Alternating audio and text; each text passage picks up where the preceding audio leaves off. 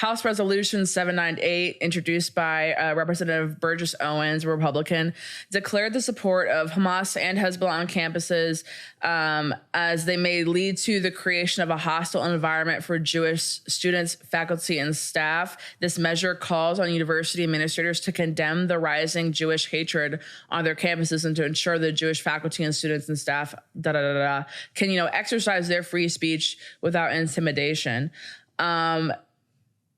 It's just a little bit vaguely worded. And so I don't know what it means. Yeah.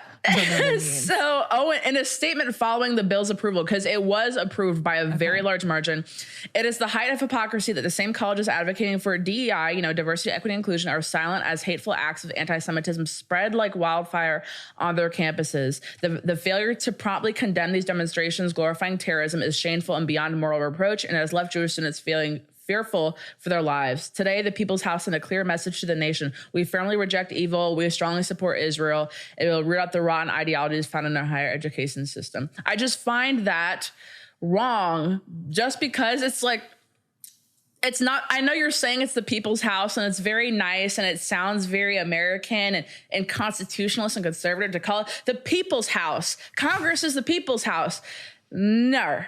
No, because I'm sorry, the people, especially because it's targeting college campuses, the people on college campuses who you are targeting, they do not feel represented by you strongly supporting Israel. I'm sorry. They should be allowed to say it. And they should be allowed to make people feel uncomfortable if that doesn't encroach on their rights. I should be able to say something that makes, when we talk about the trans rights issue, when Sarah Higdon comes on and we talk about should children be able to transition, I'm sure that makes a lot of people uncomfortable. I'm sure that makes certain transsexual people uncomfortable, but that doesn't mean it's violent speech, and that doesn't mean it should be have a formal measure about it in Congress. So 23 representatives voted against it. It was mostly squad members. And can you guess the one Republican who voted against the anti-Semitism on campus bill?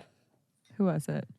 It was Sir Thomas Massey, my favorite person in Congress. That sounds pretty consistent. Yeah. Yeah. It sounds consistent. He said, he tweeted on X, or he posted on X, whatever they call it now. Free speech means protecting speech you don't like, not just speech you do like. Also, who defines anti-Semitism? And that's what he said on that. Yeah. I mean, fair. Again, I would hate to be a Jewish student on a college campus right now. Just putting that out there. That would suck a lot. But at the same time, if people are not making violent threats, you can't censor that other person, even if their ideology is horrendous, hateful, you feel uncomfortable around them. Unfortunately, you can't censor them. The one positive thing you should take out of knowing that you can't censor them is that you know exactly who they are.